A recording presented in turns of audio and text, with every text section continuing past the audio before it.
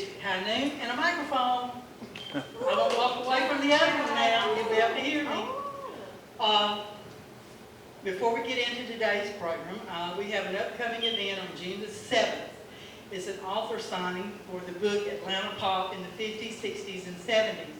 And you're wondering why we do an Atlanta book.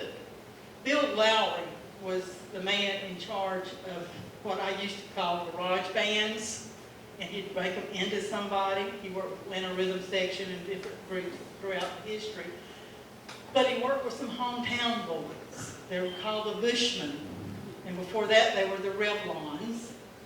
And they will be here that night, and we will be having some old-time 60s music that I can actually understand the words to, and actually hear a melody occasionally. So they will be here that night. It's free to the public. It's the first Friday. It's from 5:30 to 7:30. We'd love for y'all to come. You don't even have to buy a book. I don't even care if you buy a book. I'll sell you one later. But they will be here to sign the book, the authors as well as the Bushmen. And we're excited about that. I like these kind of gatherings because it's almost like an old multi-class reunion where you get to see a lot of people that graduated from 64 to 70 and 71 and all at one time. So if you have nothing to do on that Friday, June 7th, please come out and join us. We're going to have refreshments. I'm not going to say what it is because Joanne and Mel McCraney are in charge, so we'll just have to fly by the seat of our pants with that. Also, some plans coming up that I want you to think about if you're willing to participate. First of all, the first event we've got coming up, we're taking the summer off, pretty much. September the 16th. That day is the American Legion Centennial Celebration. We will be having cake and cookies and all that kind of stuff to celebrate the formation of the American Legion. You'll get more information on that if you'll watch Facebook. The other thing we're doing is on November the 19th, this museum will be 20 years old. We're having another ribbon cutting, another grand opening, another birthday party, whatever you want to call it. We're having some of the originals back. And when Mr. Womack's class was here helping me do inventory, we found a lot of old pictures from that grand opening and afterwards in different exhibits. Got some of our speaker today years ago, he and Frankie Snow. But we're going to have a big party that day. So those are the two things I know coming up. But one event that we have made it an annual event will be October the 4th and 5th. This is our walk through the cemetery where we portray people that are there in their neighborhood and they tell us about their lives.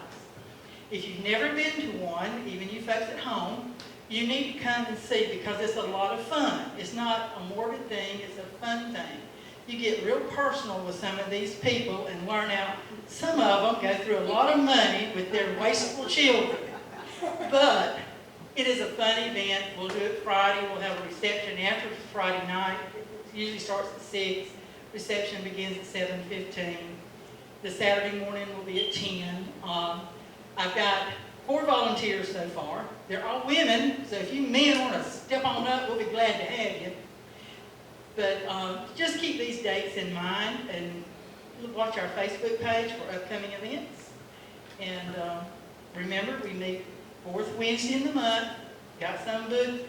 I've got October booked already.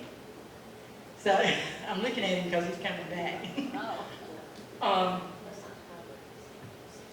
But we take off November and December because they say it's going to turn cool. I don't know if that will ever happen again. But anyway, we will be, the last one is in October. But we've got, I've got another lady coming next month that is going to be a lot of fun. I think. We'll see. Anyway, thank y'all for coming. Hope you come back next week. But today, we have somebody I've known forever. Grew up around Huffer. You say he's close to West Green, so I know everybody there. His name is Dwight Kirkland, and he's here today to talk to you about digging it up. Thank you, Ms. Morgan, for Wonderful introduction, and thank you, all of you, for coming to listen to this. What I'm going to talk about today is something we did in the early 2000s, 2003 to 2005. And this is going to be the first public presentation of this information in the community here. I have made this presentation at several archaeology meetings around the state, but we have never made a public presentation of this information to the local residents. And so that's the point of this talk today. Now, I want you to take a look at this symbol on the screen. And you'll notice the word South Georgia Archaeological Research Team around it. Oh, and by the way, this talk is going to last about 40 minutes. If you need to get up and go, it will not bother me at all. So if you need to leave for whatever reason. You know, this looks like something you might see on TV, doesn't it? It looks like something that you might see from, say, Mexico or Peru or one of those places down there, doesn't it? It's really interesting. It is actually what we interpret to be a feathered serpent, a serpent with a crest. You see, with an eye, the crest, here's his beak, and the body of the snake wraps around like that. That's an interesting thing. We like it so much we adopted it as our logo for our organization, which we formed in 1983 at South Georgia College. We formed it to unite all of those people working in southern Georgia in archaeology to help unite our efforts in trying to understand who lived here before we did and what their lives were like. Now, the interesting thing about this symbol is that it didn't come from Mexico.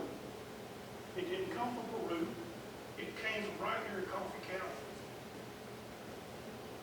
It came from 4 sites. It is a reconstruction of a stamp that a group of people that we call the Swift Creek people decorated their pottery with. And it came from 4 sites right here in Coffee County. It's also found way down near Bainbridge as well. So archaeology is not a distant thing. It's under our feet right here in Coffee County. And that's what I want to talk about today.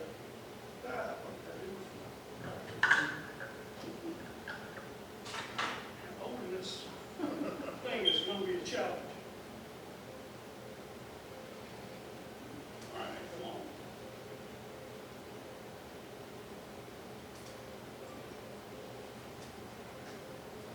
Seems to be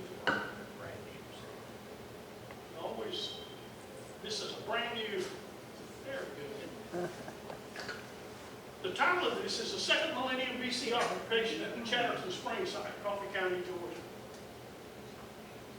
Now, most of us know where Chatterton is. Everybody know where Chatterton is? You know, it's a little settlement that's on the other side of the 17-mile river out there just beyond General Coffee State Park. Now, I'm actually standing here. This photograph was made standing in the entrance to General Coffee State Park. And in the foreground, you can see the 17-mile river bridge, and on beyond you can see the Otter Creek Bridge. And this is going toward Nichols. And then as you come up from the Otter Creek Bridge, you see that high ridge there. It's a sand ridge, and then you go on the other side, and the little community of Chatterton is there. Now, Chatterton is just a little hamlet of maybe 30, 35 homesteads. There used to be a store there, but it dried up long ago. But the most dominant feature in the Chatterton area is that microwave tower. You see that huge microwave tower? Those of us that have lived in Coffee County, it's always been there, right?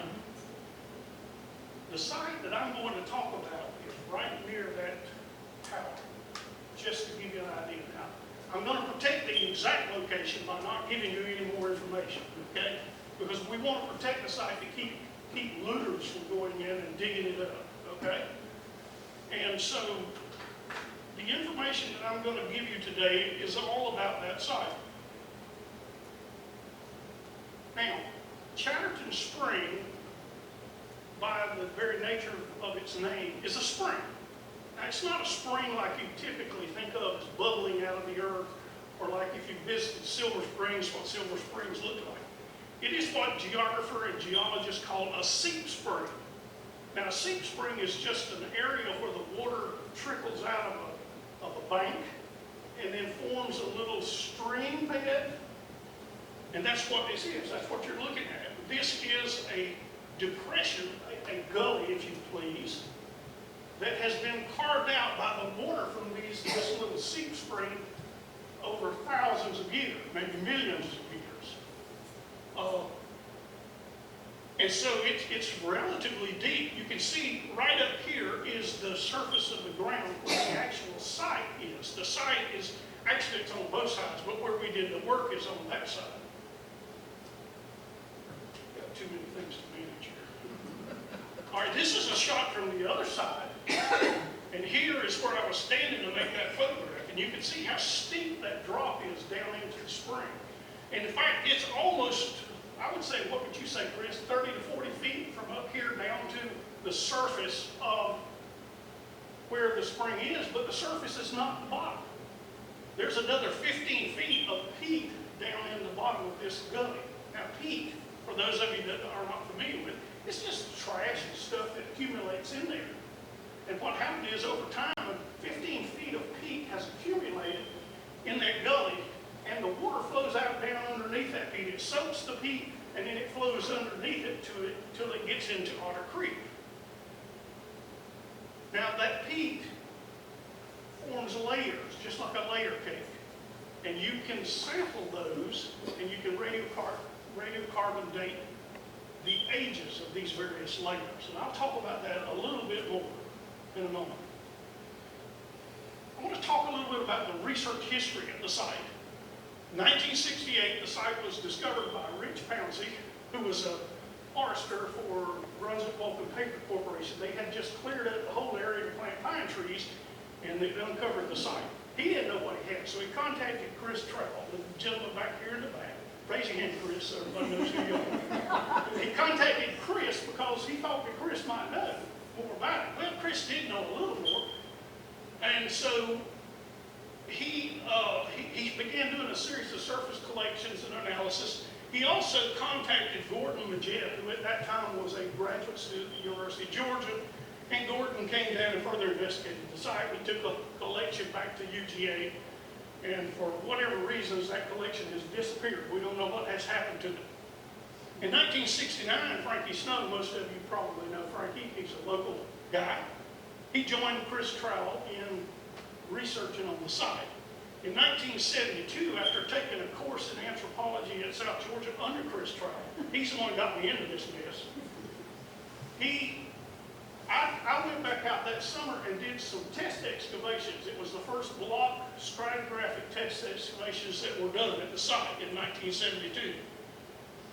In 1991, Keith Stevenson, another University of Georgia graduate student, came down and did some work at the site, and he was studying the Okmulgee people for his master's thesis. Now, the Okmulgee people was a group of people that Frankie Snow had described. They were new to it was a new culture in this area. Carl Seelstad, who was another graduate student at the University of Georgia, was a geographer, and he was interested in that peat deposit in the bottom of the spring. And he came down and took some cores. He analyzed those cores looking at pollen preservation and looking at sediments, sands, layers, and he radiocarbon dated that thing, and the bottom date on that peat was over 11,000 years old. So the peat at the bottom started accumulating in that gully 11,000 or so years ago. And he dated all of those layers as they went up and down. And he also studied the pollen.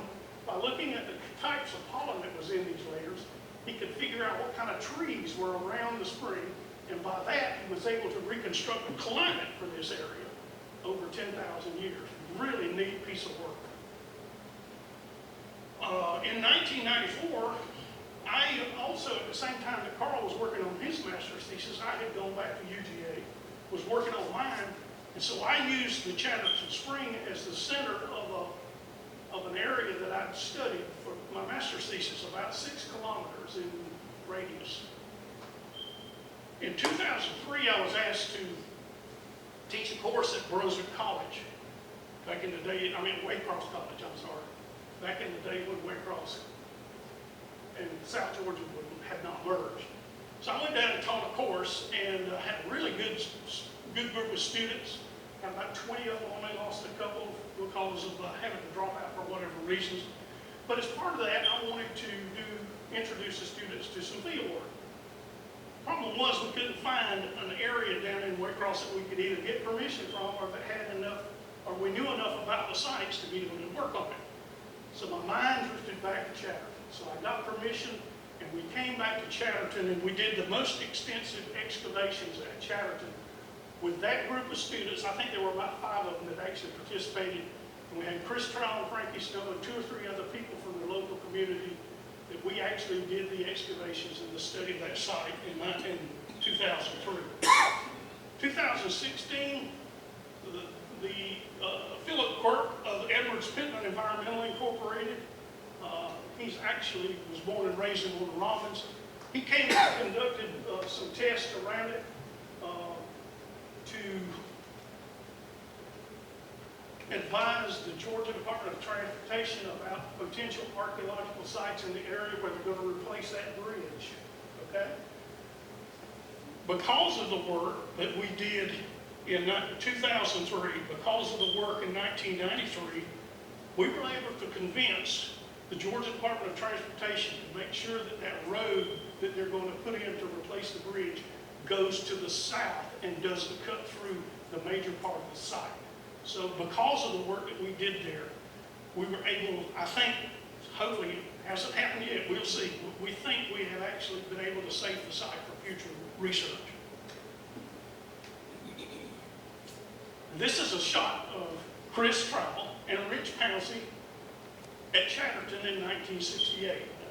For those of you that are familiar with the area, they're walking in a roadbed just southwest of the church out there, the Baptist church. And you'll see a large dune in the background. That's not locally known as Sand Mountain.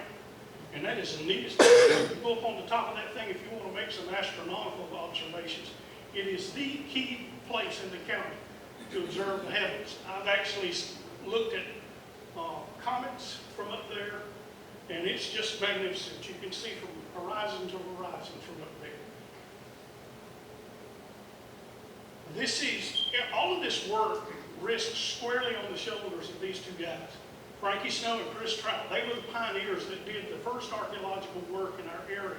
I came along a few years later and joined in with them. But most of what we know about this area was due to what they did.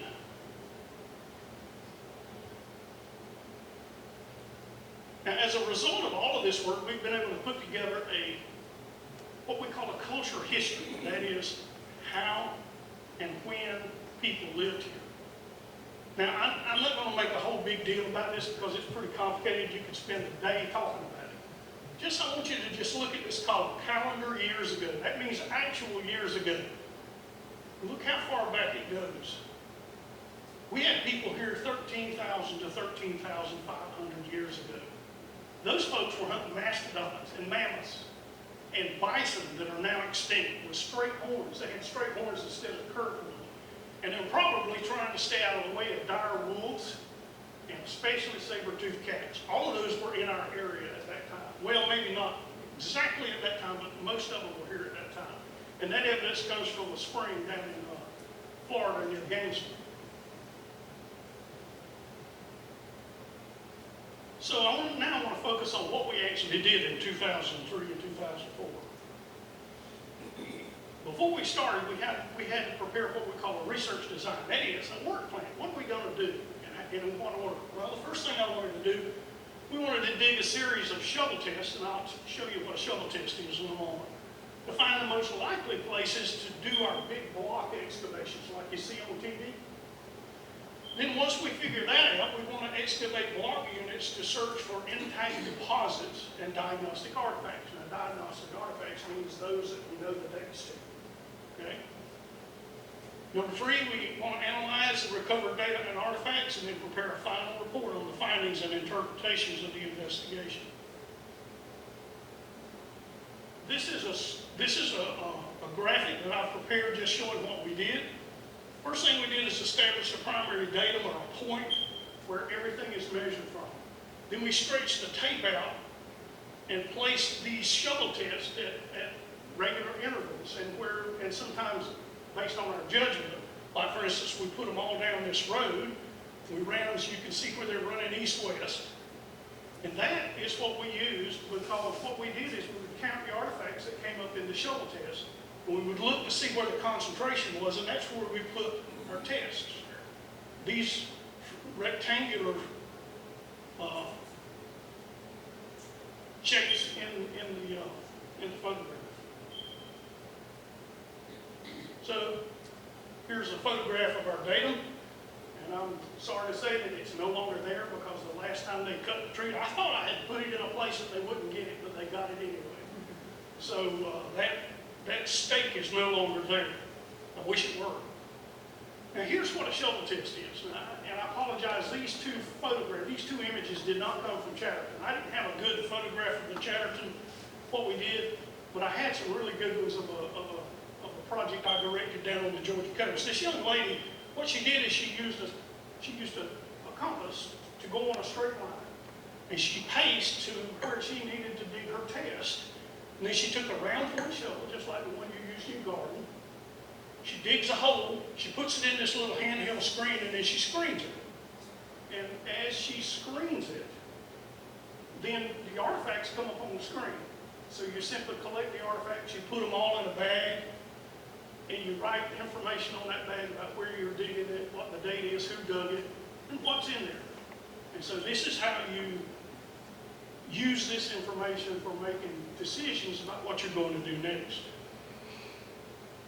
Back to this, see, then that resulted, what we did is we took these shovel test information, and that's what allowed us to put our test blocks in. I want to focus on this one right here in just a moment. This is an example of one of those tests, and it measures 1 meter by 2 meters. Everything in archaeology is done in metric, okay? It's roughly about 3 feet by 6 feet. I've often had people remark to me, it looks like a grave. Well, it does. It very well does look like a grave shaft that you might dig to put a casket in. But I want to point out here, this is an excellent test because you can see what the soil looks like in the ground. You have a layer that is a gray. Here you can see Will Andrews. I don't know if any of you know Will. Will is a local guy from Broxton. He's worked with us for years. He's working in one of these units. And if you'll notice right there, there's a little group of little artifacts that he uncovered in the process of digging this. And we would plot these using instruments to make sure we have exact locations for these so that we can use this in our mapping later. Another thing that went on during this process, this is Roseanne Moore. She was one of the Waycross people. She stuck with us the whole time. She is looking at artifacts that have been removed from one of those units, one of those rectangles. And she's counting them, looking at them, and she's making field notes. She's making notes about that. She eventually put these into a bag, and all of the information about where it came from, what the levels were, everything went on that bag so that we could later analyze this in the laboratory and not lose information about where it was. Because in archaeology, where it was or where it is everything. Okay? Sir, Yes, ma'am. what kind of nuggets are those? Like, that look like some shark's teeth or whatever. Just a second. This, the question is, what are they? What are Yes. some of them, yeah? All right. This one you can see is a what most people call an arrowhead. Actually, it's not an arrowhead. I'll talk about that in a moment. And these are just flakes. They're little waste flakes that came off of making one of these. There's also some pottery over here. Okay. So, and I'll get into more of that as we go through, but yes, that's a valid question. Now, I want to focus on this red area. You see, we've got these isolated 1x2s that we've dug around, but we found something really neat right in here. I was actually digging, there's a test right there, you see it? And I'm going to focus in on that right now. Okay, this is that same thing, just enlarged. When I did the test, the line came this way, and I did this test right here. Remember how the layering in the soil looked? Okay, I dug the hole. The upper layers were kind of grayish, dark grayish. Went through that into the yellow sand and went down a foot or so, and all of a sudden I hit another layer of dark stuff. Okay, and it was about a foot thick at that point. And I went through that and into more yellow sand. I knew right then that there was something unusual about that because it was very different from what we'd seen in all of the other tests. So what we did is we came in and we excavated 1 by 2 meter squares all the way around this test. And this is what we saw. Now I don't have all of them are not excavated right now, but you see this dark stain, and right there you can see where I dug the shovel test. We had backfilled the test before we dug so that it wouldn't create a problem as we were digging. This is another shot of it a little closer. You can see that there's a definite stain right there. And it turns out that this was some sort of a fire pit, some sort of a pit in which they were using fire for whatever reason.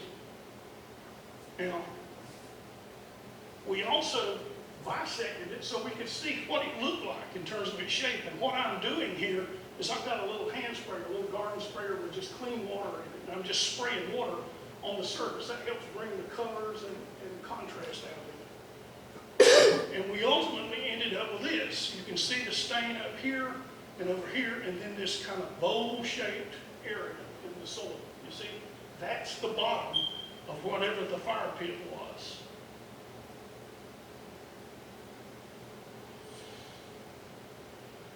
Also, during these excavations, we also found other little stains in the soil. We never were able to figure out what they were. You just find these little dark stains. These could be the remains of some posts that maybe were set in the ground to hang something on, or they might have supported a spit over the fire pit. But we never were able to really definitely make a statement about what they were. But this is an example of the kinds of things that we encountered, and besides the big test. Now this is a schematic that I prepared after we did all the analysis and everything of the artifacts. Here is the fire pit with 2 different levels and a real dark area in the center and a lighter gray outside. And all of these objects that you see are artifacts that came either from within it or around it. Now I've got them color-coded. The blues are the youngest materials, and they date between about AD 950 and AD 1250. Okay. The red, which is what the pit contained, the pit contained nothing but the red stuff, the red artifacts. And this stuff is 4,000 to 3,000 years old that came out of this pit. And so we call that the early Mississippian is the blue, and the late Archaic is the red. There were also a couple of other things. This little projectile right here that was, I'll show you a photograph of it in just a moment. That's early, very early. Now, I'd also plotted, this is a plot where you're talking about artifact frequency, the numbers of artifacts, versus the depth. And you can see that there's a distinct concentration that runs between about 20 and 45 to 50 centimeters. And it's in a fairly narrow band. And the top of the feature is at the top of where this stuff was found. So what did we find? Okay, I'm going to give you some, this is the youngest stuff, among the youngest stuff that we found. It's called Ocmulgee Corabar pottery. This is pottery made by the people that Frankie Snow had earlier described, and we call them the Ocmulgee people, and they lived between AD 950 and 1250. They decorated the exterior surface of their pottery with cordage. What we think they did is they took a piece of wood and wrapped cord around it, and then stamped the exterior surface of their pots with it. They also made these little tiny triangular points. These things are about that big. And these are actually arrow points. The bow, we think, came into use sometime around 1,500 years ago in this area. So there's a long period before that time that there was no bows and no arrows. We also found this interesting piece. This piece is called Keith Incised, and it dates between about 8600 and 1000. And they decorate it by simply taking a twig or something and inscribing these lines around the rim. That's the rim of the vessel right there. And you can see that they scribed these lines around the rim, and it was plain below it.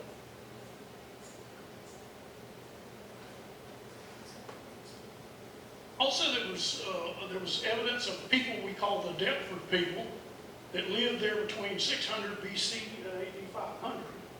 And they decorated their carving in a fashion we call simple stamping. And all you did is took a board and cut some grooves in it, and then just stamped that design on the exterior of the pot. They also made a type called check stamped, and I really don't have a good example of this, but the best way to visualize what that looked like is if you look at a waffle, there's little, that's exactly what this stuff looks like. You can see one of the squares right here and another one right there, but this was an area of the vessel that had been over-stamped. They had stamped over it a lot, and so it didn't come out as clearly as you have in some cases. But they made 2 or 3 different varieties, but they lived there between 600 BC and 8500.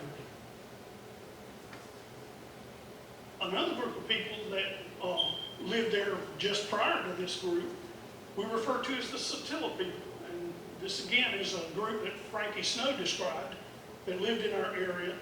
And they made several varieties of pottery. We didn't have all of those, but this is the plain variety. And it was still relatively thin like the preceding pottery. It was made by coiling, where you would make coils, then put them in a spiral and smooth the edges together. But the interesting thing is that they used vegetable fibers in the clay to help give it strength. And when they fired this in the fire to make it hard, these little vegetables would burn out and leave these little telltale channels. You see them? And we know this one was in the fire because look at the soot right there, see it? And you can actually scrape that stuff off and run a radium carbonate on it. But by far the most pottery that we found in here was earlier than all of this other stuff. In fact, this pottery is the earliest pottery found anywhere in North America. It's found along the Georgia coast, a little bit of the South Carolina coast, a little bit of the Florida coast. This stuff is thick, like this thick. And it's bulky and crumbly. It's just, as Frankie and Frankie Snow's words, it's beauty abandoned. And you can see here that they also mixed fibers in there in this, but this pottery was not made by the coiling method. They simply would start off with a big blob of clay and just simply shape the pot out. We call that molding. That they would mold it out into the vessel. This is the rim up here, and you can see where the vegetable fibers were burned out during the firing process.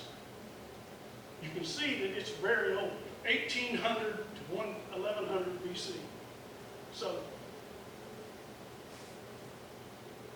also at the same time, these people were also making stone bowls made out of soapstone. Now you might say, well, where the heck did they get soapstone in Coffee County? They didn't.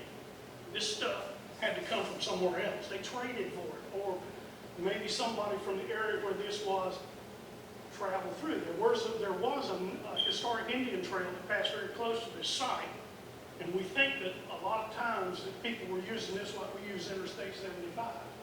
They were going up and down this thing, they would stop off at the spring overnight and maybe leave something. But it was made out of soapstone. And ladies, you probably know that soapstone is among some of the best cookware today. It is excellent for cooking.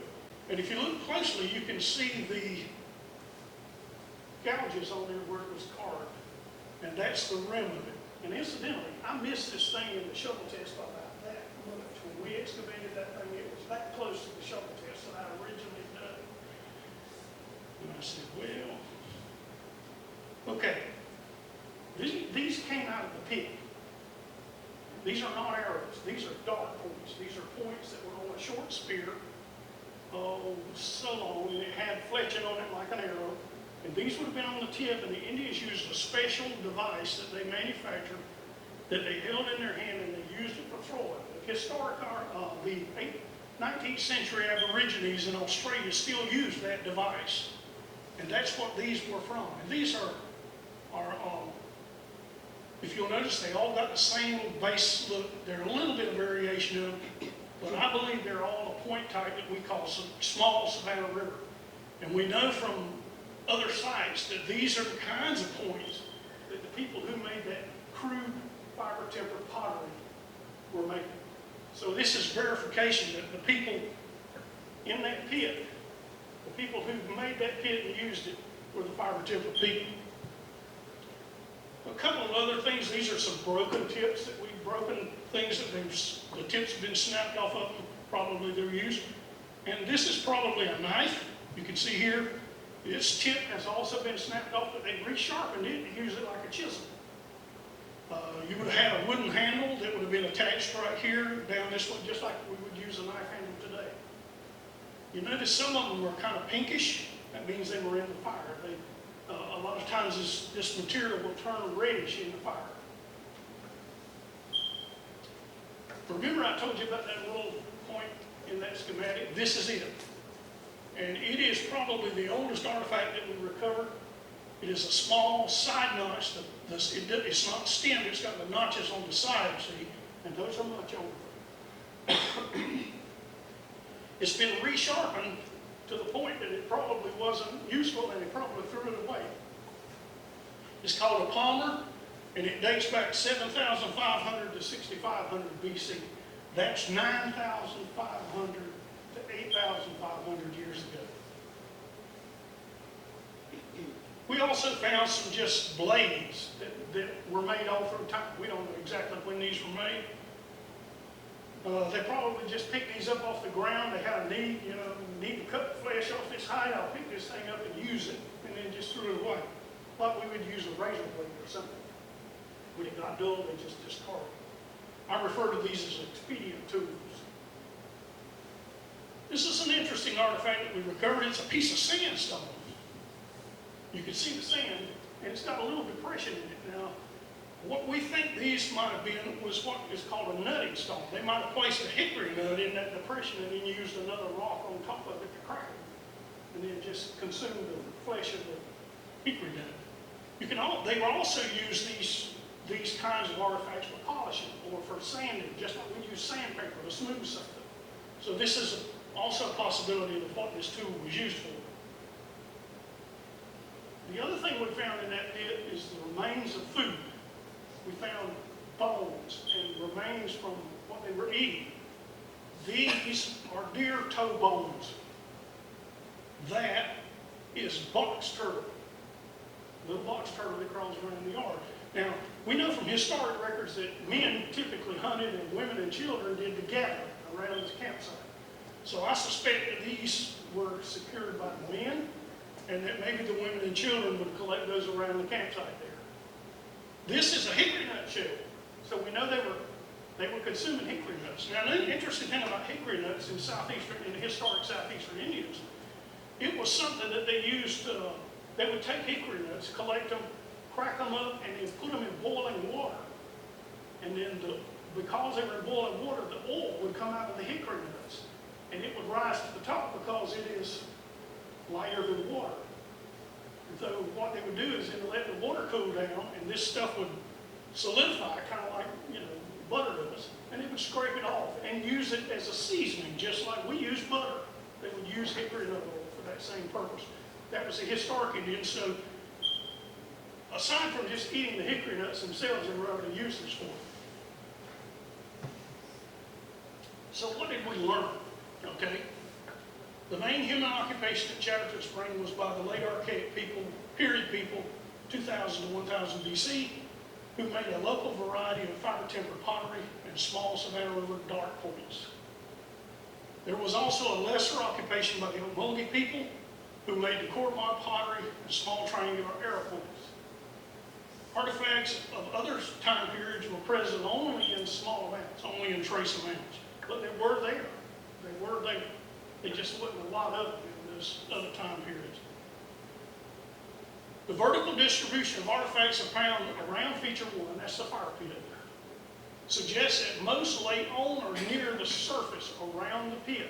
In other words, that was the living surface. That's why they're found in such a narrow range. And so we think that those artifacts were deposited because there were activities going on in the pit. Feature 1 was the remains of a fire pit that was used for a variety of reasons, such as heat, light, cooking, firing pottery, heat treating stone tools, and others that we probably don't know about.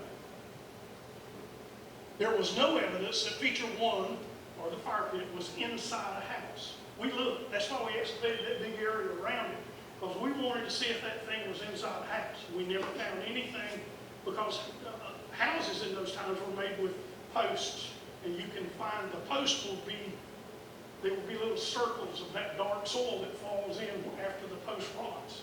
So if you've got a post that goes down in the ground, you've got the humus. When that post rots out, that dark soil will filter down into the hole and leave a stain. We didn't find anything like that. Despite the historic farming, forestry practices, and other disturbances, intact archaeological deposits are still present below the zone, plow zone at Chatterton Spring. We hope that more archaeological investigations could be done in the future at Chatterton Spring site to better understand the lifeway of the people, of the early people who lived there. So what is the end product of our work? That's it. This is it. It's a report. The only difference between an archaeologist and a looter is a report. We destroy the site the same as a looter would.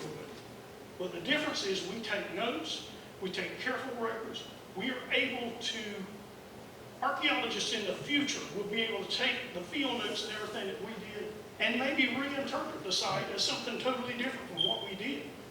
But the fact that we took those notes, the fact that we've done this report, has preserved, in essence, it's preserved what we did for future use. And that's the importance that archaeologists, that's why archaeologists have such a hard time with letting people who are not trained get in sites and tear them up. Okay? So that is what the end product of our work was. And I can't go any further without giving credit to my backfield crew. Now you can just about find anybody to go out there and help you dig a hole. But those people that hang around to help you fill it up, those are the real troopers. And we're standing on where we had those pits right there. We've just finished backfilling. This is Roseanne Moore, the lady from Waycross, Frankie Snow, Will Andrews from Broxton, and this young man, it was a student of mine when I taught at West Coffee Middle School, and he was, at this time, he was in high school, he was taking Todd Womack's class, and Todd was requiring him to do a research paper. So he called me up and asked me, are you doing anything that I can do a research paper? I said, come out and work with us, and I'll help you write your paper. So we did. He came out and worked with us, gosh, I don't know how many times. And I helped him write his paper and ended up getting an A on it. Anyway, this is, I think, an appropriate image to end on. And thank you so much, and I'll open up the floor now for any questions you may have. Oh, geez, I must have done a good job. You did. You did explain the next. The biggest thing is I want you to realize is that archaeology is not something that's done in Egypt. It's not something that's done in South America. It's done right here in our backyards. Okay?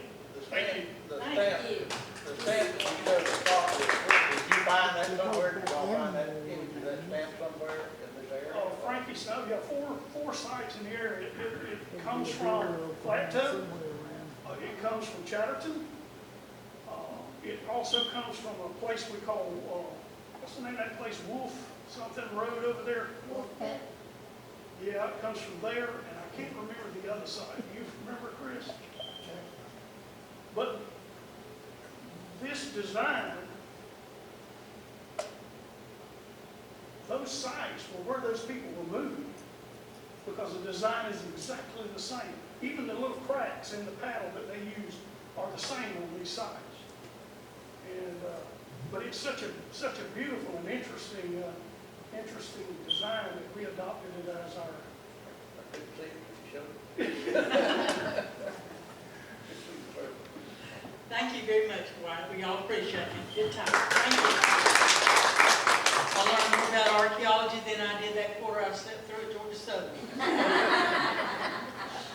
But it was a night class. Thank y'all for coming. I hope you come back next month. We're going to have we've got 3, I don't know which month what's going to happen, but we've got people talking about service clubs and people that influence Douglas and Coffee County and their history of their groups. And so I'm hoping to get the Douglas Women's Club on the list because I found out when I became president of the Historical Society, thanks to Mr. Christopher Trowell over there, that without those women, we'd still be free-range animals and toilets nowhere to go to except woods in Douglas, and because they slept with the men that ran the town. That makes a difference too. But anyway, it's going to be a lot of fun. We're going to look at some different things. Please, please, you people that come on a regular basis, give us some ideas of what you want. We went to the Reedsville Tatnall County Archives and we did a Wiregrass history conference. And one of the things they did that has got my mind rolling is they're going from house to house in Tatnall County with scanners and scanning family pictures and information. And I thought, oh my God, I wish we could do that. Because somebody will say, like the Holiday Beaches did it. I put it up, people call me, well, I had so-and-so, I had so-and-so. But if you don't bring it to me or share it, we don't know you got it. And one of the saddest things to me is a picture and nobody knows who it is. So we're trying. Dr. Club has helped us tremendously with our memory project. We have 2 interns this summer from Georgia Tech that are scanning pictures, articles, doing a lot of work. They work here some. But if I could find somebody that give me some scanners and I could get me some volunteers to go see people and get things done, it would be a wonderful archive, not just for the museum, but for the county. I think it would just be wonderful. But that's another brain idea I have. But anyway, thank you, Johnny. Thank y'all for coming. We appreciate it and see you next month.